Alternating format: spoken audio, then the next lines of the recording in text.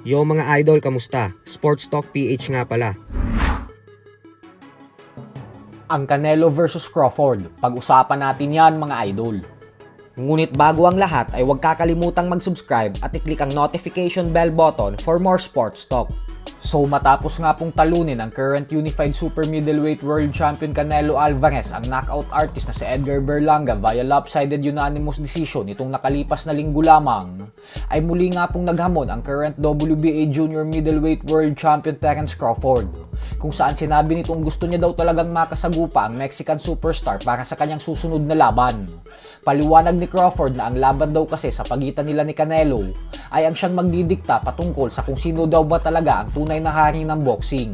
Giit ni Crawford na wala pa daw kasing klaradong bagong hari ng boxing magmula nang magretiro ang former undefeated 5 Division World Champion Floyd Mayweather Jr. Alam naman daw kasi natin na noong panahon ni Mayweather ay ito daw talaga ang klaradong king of boxing. Kaya hanggang ngayon umano ay wala pang pumapalit sa trono nito. At ang tanging magre-resolba umano sa problema na ito ay ang pagtutuos nilang dalawa ni Canelo.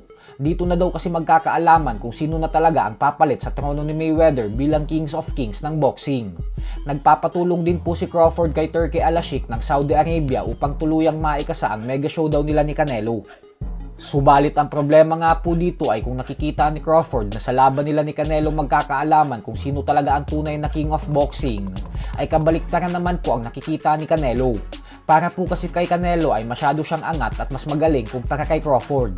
Sinabi na po kasi dati pa ni Canelo na wala naman daw siyang mapapala kung labanan niya si Crawford dahil kapag tinalo niya daw ito, ay sasabihin lang naman umano ng mga tao na masyado daw kasing maliit si Crawford kaya mismatch lang naman daw ito sa kanya. Paliwanag ni Canelo na hindi niya naman daw minamaliit si Crawford. Aminado naman umano siya na isang magaling na pound for pound fighter daw talaga si Crawford. Dahilan kung bakit may napakalinis itong undefeated record. Subalit may dahilan umano kung bakit may mga weight division sa sports ng boxing. At kailangan daw ito respetuhin ni Crawford. Pero ganun pa man nga po ay sinabi pa din naman ni Canelo sa bandang huli na kung magugustuhan niya ang offer na ibibigay sa kanya ng kampo ni Crawford, ay hindi daw siya magdadalawang isip na pagbigyan ang kahilingan nito na magtuo silang dalawa sa ibabaw ng lona sa lalong madaling panahon. Samantala, tila nababatikos na naman nga po ngayon ng husto ang current undefeated WBC Lightweight World Champion Shakur Stevenson.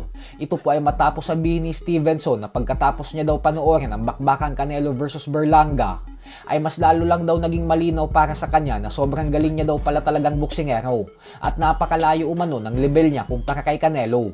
Panigurado umano na magre-retiro siya bilang isa sa pinakamagaling na boksingero sa buong kasaysayan ng boxing at na walang sino man umano ang makakatalo sa kanya. Ganyan po kataas ang tingin ni Stevenson sa kanyang sarili, dahilan kung bakit inuulan ito ng batikos ngayon. Ang gusto pong palabasin ni Stevenson ay hindi siya napapabilib sa ipinakitang performance ni Canelo, kahit milyon-milyong fans ang umanga sa ginawang pagtalo ni Canelo kay Berlanga. So hanggang dito na lang po muna tayo mga idol.